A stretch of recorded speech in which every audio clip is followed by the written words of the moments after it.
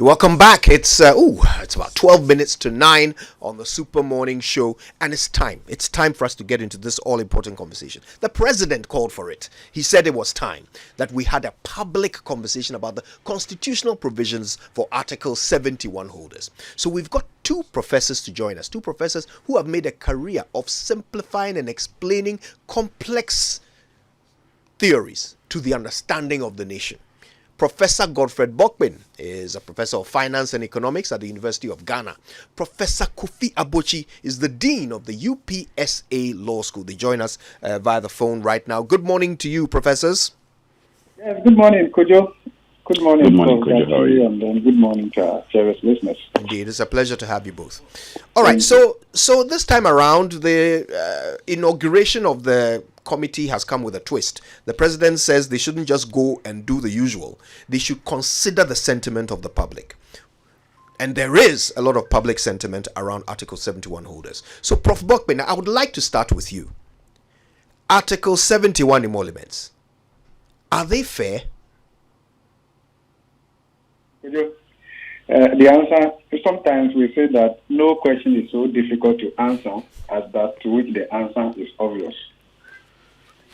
The answer is obvious. This is not fair. One of the things we have to deal with as a country is also fairness in the remuneration structure. If you look at the report from Ghana Statistical Service, more than 80% or so of public sector workers earn less than 3,000 Ghana cedis a month. If you compare that, and I'm sure one of the guys who joined you in studio when he was talking about the report of the publication of Kofi, I think it's quite well written. The comparisons, they are all there. Beyond the inequality, we should also look at the motive. What is the motive? The motive of reward system is to motivate, is to align goals with the common good within the public sector also.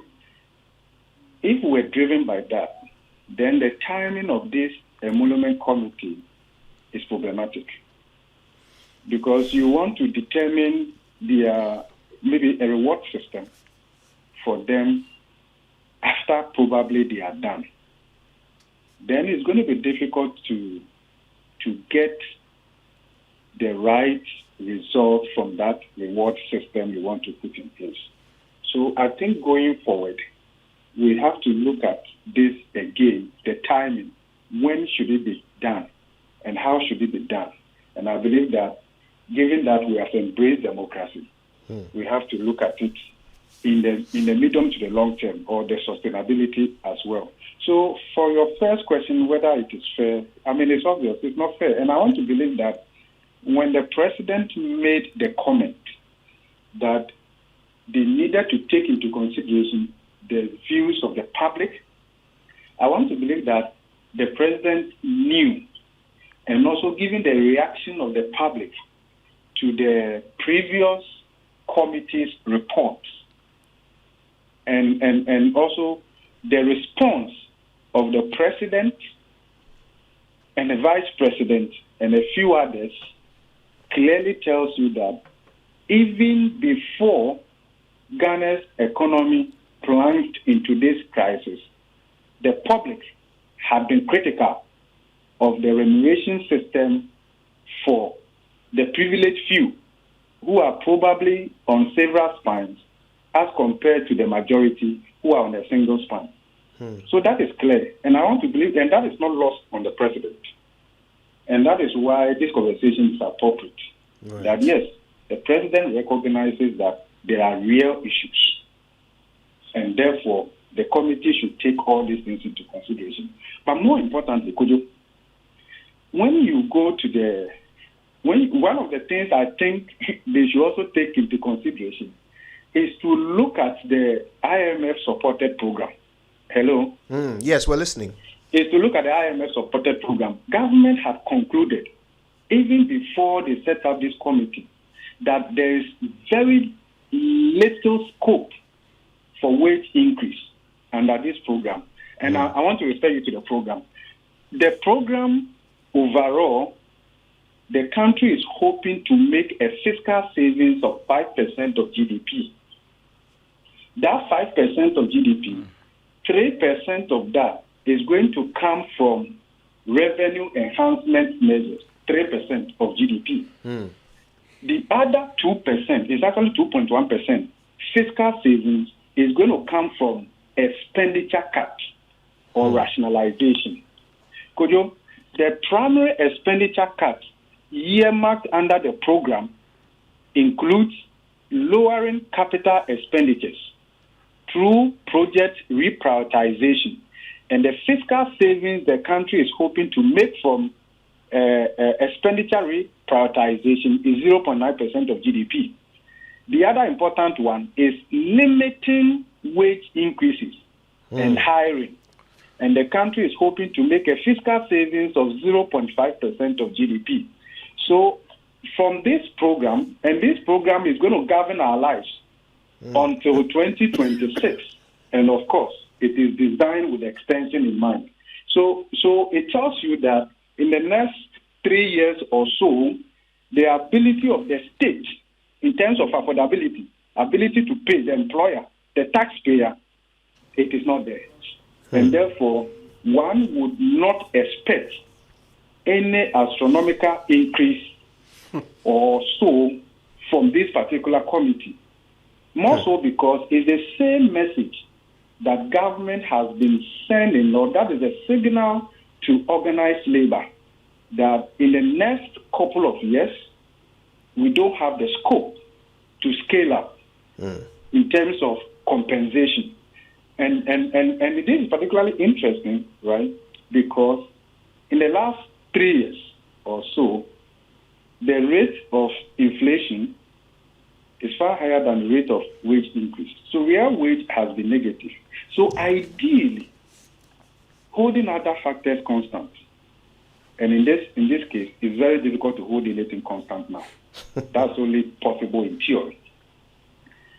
If we were to do the right thing, you will see that the privileged few, Article 71 holders, and what they even take right now is woefully inadequate. In this context, the cost of living and all of that, actually, this should lead, so we should not look at it that, yes, the gap makes the topic exciting. But the reality of what we are all taking across the board really sets us up for corruption. But Prof, if indeed you're arguing from the economic perspective that because of the state of our economy right now, inflation, the value of our currency and so forth, so what they are actually earning is woefully inadequate, then does that not enforce the fact that what the rest of us are earning, the ones who are not benefiting from this discrimination, what we are earning is even more woefully inadequate? And if there should be a priority here, it should not be the political elite. Yes, I'm looking at it from a certain perspective, so that it generates a certain conversation that aligns also with productivity, right? Because when apart from even the explicit reward system that we are talking about here, the reward system includes both monetary and non-monetary, as well as psychological payments that they receive. It's also, we can understand it's also within the context of intrinsic and extrinsic. Extrinsic are those monetary, which also includes better conditions of service. You mentioned what MPs are entitled to, what judges are entitled to, housing, and all of that, compared to the majority who are on several spines or who are on a single spine, who probably are working under worse conditions. So, and then apart from that, to the extent that for some categories of Article 71 holders put themselves forward to serve, if the motive is to serve, then the reward system will be designed in such a way that you actually earn far less compared to those who put themselves up really to work for salary.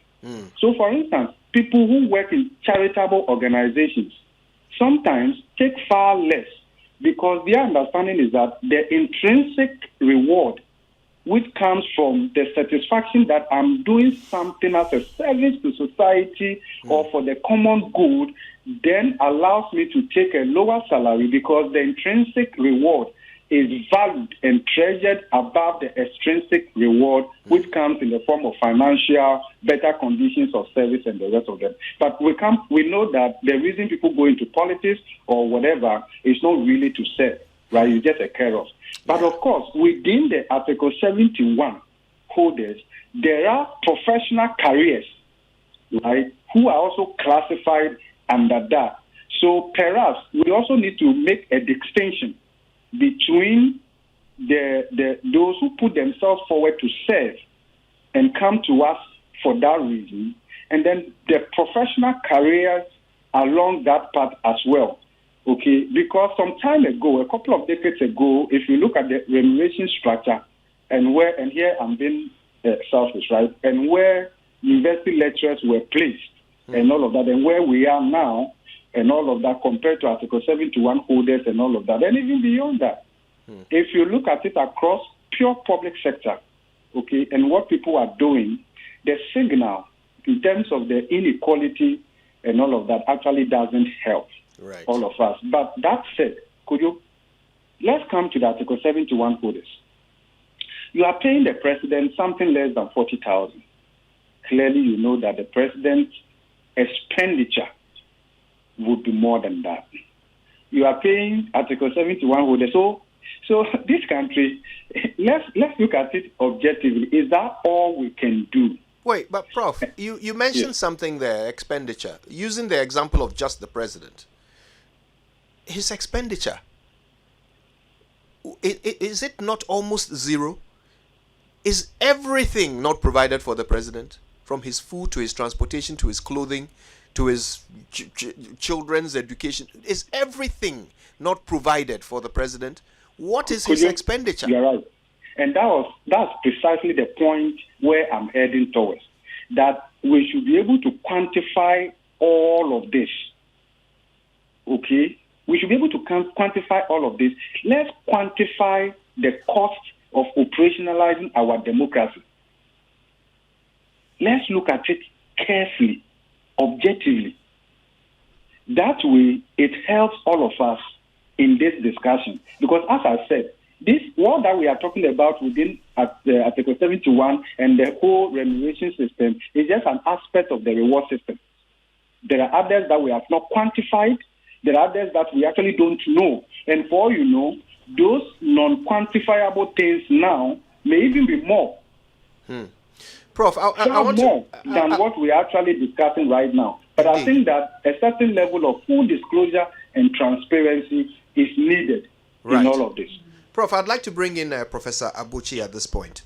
Now, the president has gone through the motions. He's inaugurated the committee. He's asked them to go and do a job. He's put a twist on it, told them to consider public sentiment. But as for going through the motions of setting up a committee to determine how Article 71 holders should be paid differently from the rest of us, he's done that. Is it that he has no choice?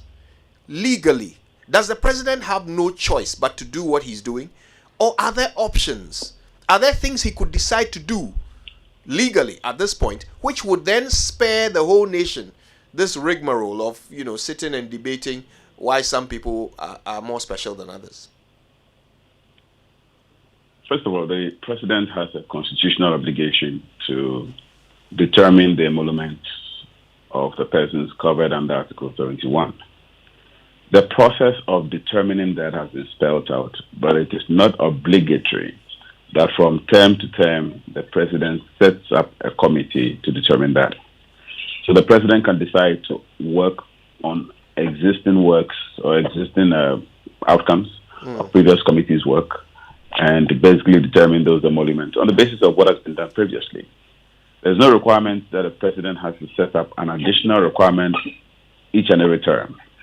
There's a problem with the way Article 71 itself is crafted. There's an assumption in there that it is term specific, but it doesn't indicate that.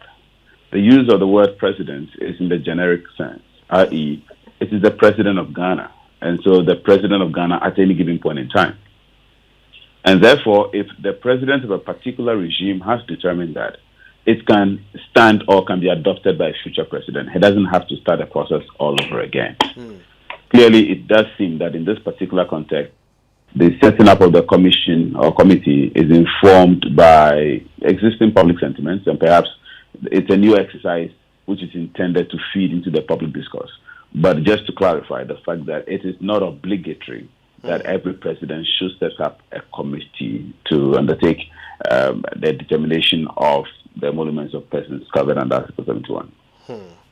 That's an interesting, revelation, because it then raises the question of what options the president could have employed. Yes, he could have gone ahead with whatever exists, but bearing in mind the last time there was a lot of criticism leveled against what that committee, put together, including remuneration for the first and second ladies, which they sought to institutionalize, even though it had been happening by way of convention, apparently, for some time. All of those things, didn't go down well with the public. So did the president, could he have done something different? Could he have said to them, look, I'm asking you to determine by how much we can reduce Article 71 emoluments? Could he have been that specific in giving them their terms of reference? As I indicated, given the context in which this committee has been established and the public discourse surrounding it, it does seem to me that there is the intention to engender greater public conversation and input as opposed to what has been happening previously. So if you look at the various committees that have been established from the Green Street to everybody else, it's been established as a matter of fact, as a matter of legal requirement, and not much public input, and not a general invitation to the public for participation has been made. So it does seem to me that there's a certain recognition of context. There's a recognition of the matter not being settled. And there's a potential expectation that there will be a public reaction to whatever determination is made to make payment to persons who are covered by Article 71. I suspect that may have informed, one, the establishment, but more importantly, the call by the president that a certain input by way of the public sentiment should be factored into whatever work the commission undertakes. And if I may just hasten to add something to what Professor Bokpin may have spoken about, and I would just like to add the question of the two key reasons that apparently have been offered for the payments of persons under Article 71. Now, before I offer this, it is instructive to note that in the key democracies that we usually reference, ours too, in the US, there is no ex gratia paid. In the UK, there is no ex gratia paid. In India, which is a major developing country in terms of the emerging democracy, well, the world's biggest democracy, but also an emerging democracy, generally speaking, in terms of the third world. In India, there is no ex gratia paid. It appears that ex gratia is quintessentially an African thing. So South Africa, for example, pays ex gratia. Nigeria pays ex gratia. And a good number of other African countries pay ex gratia. The key reason that appears to have been advanced, justifying ex gratia, two key reasons, and these are largely economic. The first one is the fact that ex gratia appears to help persons who are in public service transition from public service to regular life. So these are persons who have served the country, and the assumption is, haven't had their social lives and their general lives dislocated by reason of their public service. We have to help them re-ease themselves into the regular lives they had before they entered public service. And then the second argument, which is largely a Ghanaian argument, is the argument of reimbursement. That these are persons, and I think I heard a little bit of that from Professor Bokpin's position concerning the president, about the fact that, or rather his explanation, I think his explanation concerning the president, about the fact that, these are persons who spend so much while in public service, And the MPs will typically tell you that they pay people's school fees, they go for funerals, they make good donations, they build schools, and they build all kinds of things. And a lot of money comes from their private pocket, not to mention the fact that there is no state financing for their campaigning. And so there's so much they spend in order to serve. And so there's an assumption that these persons have to be reimbursed. If you look at the character of Article 71, it does seem that somehow these two reasons are implicated in some way or form. Because typically speaking, ex gratia as paid goes beyond the boundaries of end of service benefits, which typically people receive if they work for an institution or an organization. So it does seem to me that there's a certain sense in which there's a recognition that persons who have served ought to be helped to retransition back into regular life, but also the fact that these persons fundamentally have to be reimbursed by, for whatever expenditure they may have incurred while in public service. But I will probably end at this stage. If I come back again, I'll probably speak to the question of the legal difficulties or the principal difficulties that attend Article 71. Absolutely, I appreciate that. Prof. Abotsi, before the break, you hinted that there are some legal and constitutional difficulties arising from this arrangement. Enlighten us, please. Well, I think, first of all, the biggest difficulty that I have with Article 71, and I've always had, has to do with the structural character of the provision. The provision appears to create a conflict. It is fundamentally conflict-oriented in the sense that you have the president determining the benefits of members of parliament, and then you have members of parliament determining that of the president. The assumption is that it's going to act as some form of check, one on the other. The operational experience, however, of the '92 Constitution for the many years that it's been in force has been the opposite. We've rather had a symbiotic, cooperative, and some would say dysfunctional relationship between these two entities, in which one sees itself as having to reinforce the other. And so far from they checking each other and ensuring that they are kept in bounds, very often we've had situations in which they have sort of promoted each other. Right. So if you have a provision like that, which is designed to ensure that one checks the other by each determining what benefits the other gets, but rather we've had the experiential aspect of one supporting the other, and to use the colloquial expression, one patting the other's back. Then you have a fundamentally difficult situation or scenario, which Article 71 has experienced over the years. And so there's an assumption that, if you are going to expect so much from the president, then make sure that you make the president happy. And, the correlative. So the whole assumption of check, institutional check, hasn't been borne out over the years. And I think that is one framing difficulty that Article 71 experiences. But the other legal difficulty or challenge that I think I have with Article 71 is one of principle. But the whole essence of public service, the assumption is that you go into public service without the expectation of benefits. And so compensation, which is normally paid while in public service, essentially is supposed to keep you reasonably comfortable while serving. So if you come to the microcosmic example of public service in Ghana, which is national service, which every student graduating from the university is supposed to go through, the assumption or the reason these persons are not paid commercially or they are paid below the living wage is because the understanding is they are supposed to be serving. And so they are given just enough, so to speak, to ensure that they are not out of pocket, essentially. So what they're given, what they're paid is not supposed to be payments. Now, I'm not suggesting by any stretch of imagination that persons in parliament and indeed the very high office of the president should be paid, something minuscule or negligible. But what I'm suggesting is if you have ex gratia payments, i.e. a lump sum payment at the end of the fourth year or at the end of every term, in the character in which it's been paid, then the assumption is these persons are being paid not only commercially, but with the kind of comfort expectation that is often associated or characterized in the corporate world when there's a severance or the separation with parting officers. So that is one legal difficulty. But the bigger legal difficulty has been the very character of the payment. Article 71 appears to be steeped in a payment which is supposed to be terminal in character.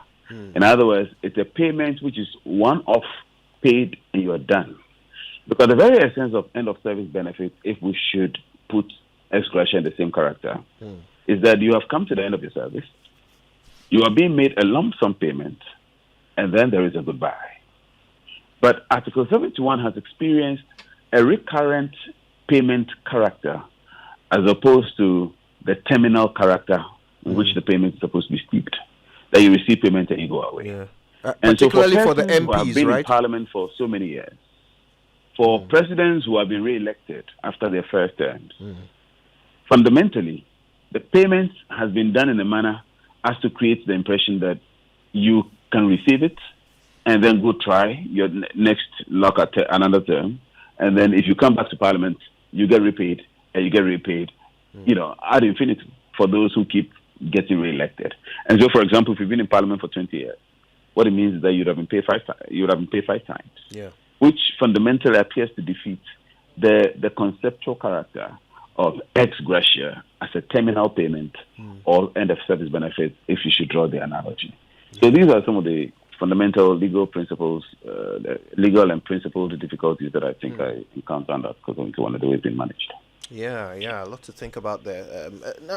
Prof. Godfred Bokpin, something that Professor Abotsi said earlier about the two reasons behind these arrangements for, ex gratia.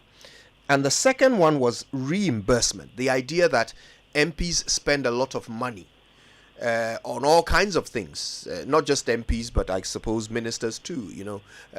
They build schools, they pay school fees, they pay funeral donations, and all of these things. And so the idea here is at the end of this period of massive expenditure, ex gratia is some sort of reimbursement for these expenses. Is that a fair arrangement?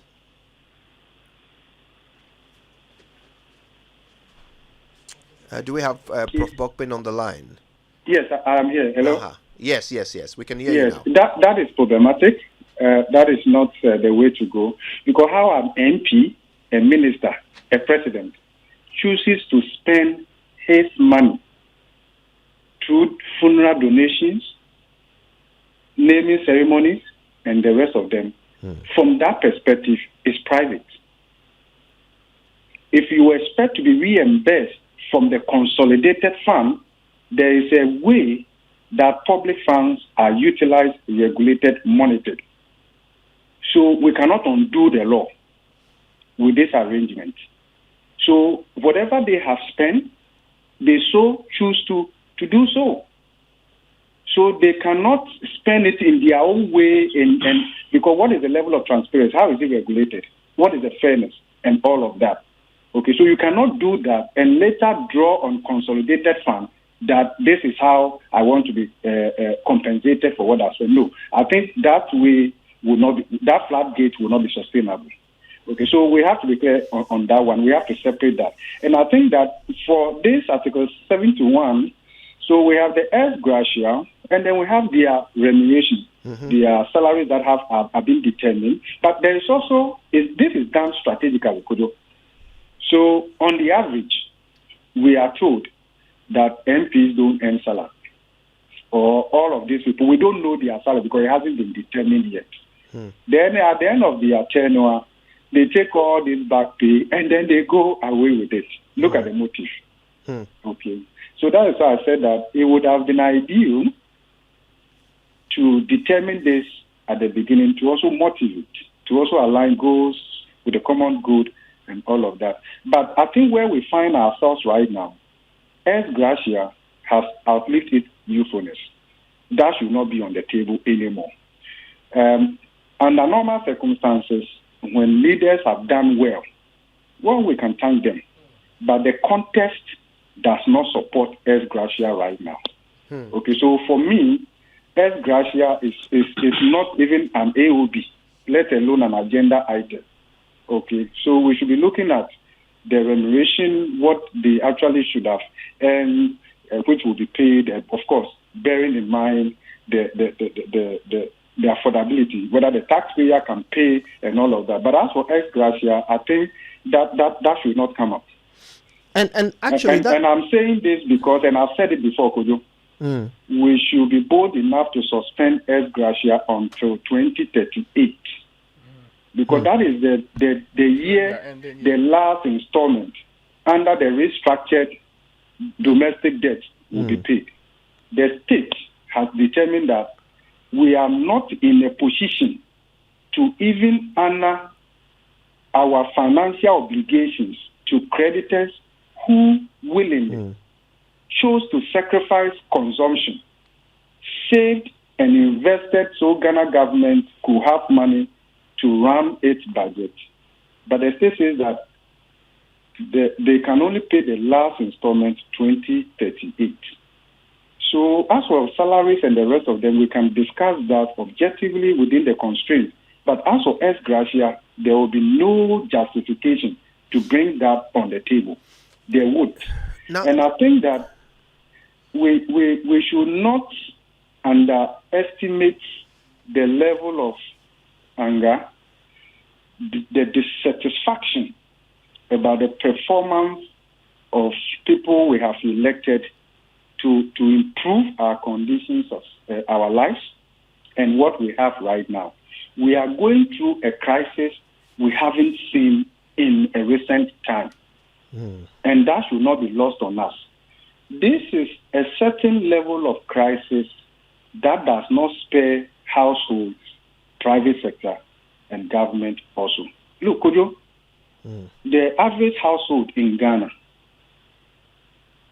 they spend almost 44% of their disposable income on food alone. So when food inflation is high as we have it right now, it tells you the impact. Because income levels are generally low, savings is very low. And any country that is not saving cannot accumulate capital to expand, to grow. So let's look at this conversation broadly.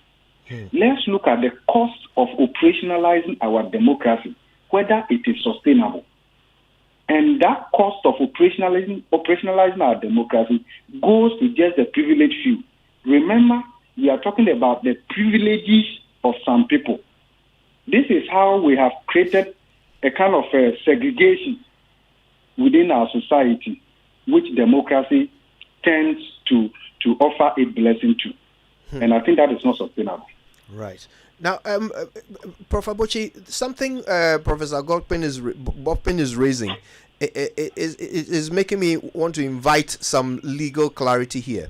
Reading through Article 71, the concept of ex gratia is not actually a constitutional provision, is it? It is something that the committees have provided for, and the president has gone with these recommendations.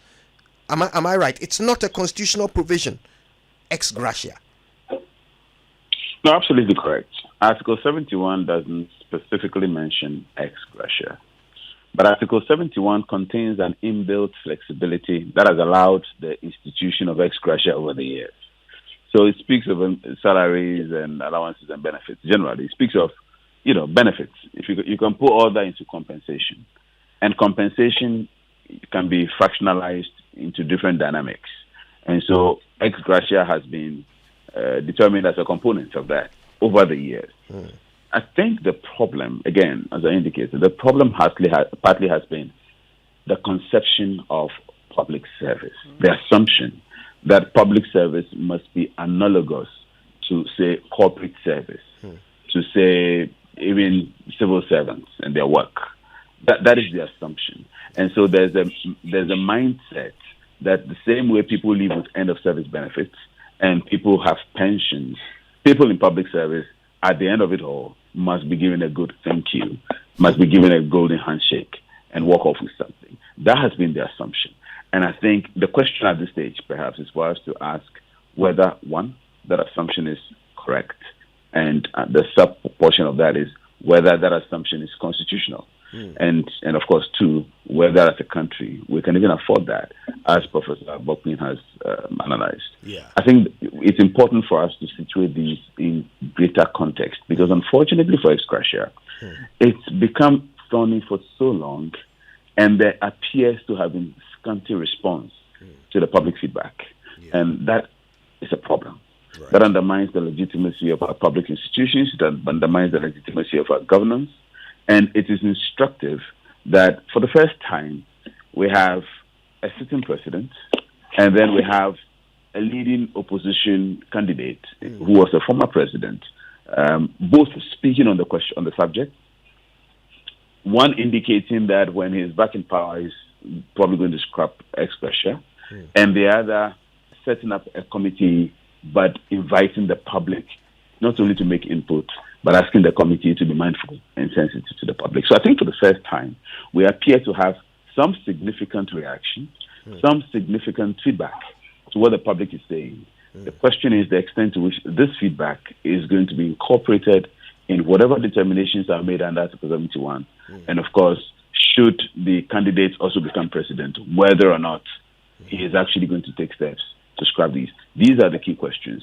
But it is instructive and it is heartwarming that for the first time, we do see significant reactions in terms of what the public is saying, and the fact that they're asking that the public input should not be disregarded, but should indeed be factored into whatever conversation is ongoing. Yeah. I want to thank you both, Professor Godfred Bokpin, Professor of Finance and Economics at University of Ghana, and Professor Kofi Abotsi, Dean of the UPSA Law School, for your enlightening contributions. This is just the beginning. We'll be hearing more from you and other speakers on this topic. But for now, thank you both very much. Thank you, too. God bless you. Thank you. God bless you too. Ray, listen to this. In 2016, the president's salary was 29,899 cedis.